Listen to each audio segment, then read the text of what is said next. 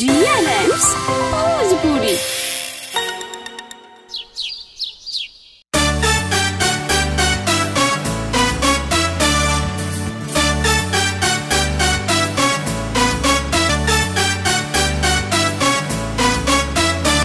नानी नानी सुनी कहानी, एगो रहे राजा एगो रहे रानी।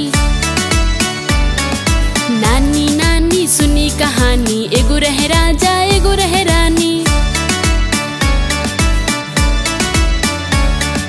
राजा बैठल हाथी पर, रानी बैठली पालकी पर। राजा बैठल हाथी पर, रानी बैठली पालकी पर। बादल गरजल बरसल पानी, भीजल राजा बचल रानी। बादल गरजल बरसल पानी, भीजल राजा बचल रानी। नानी नानी सुनी कहानी, एगो रहे राजा एगो रहे रानी।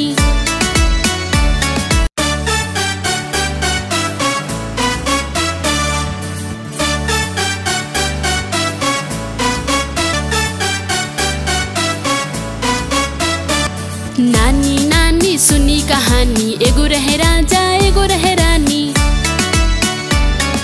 नानी नानी सुनी कहानी, एगो रहे राजा एगो रहे रानी।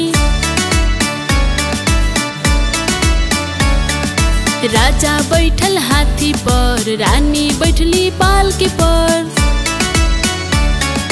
राजा बैठल हाथी पर, रानी बैठली पालकी पर।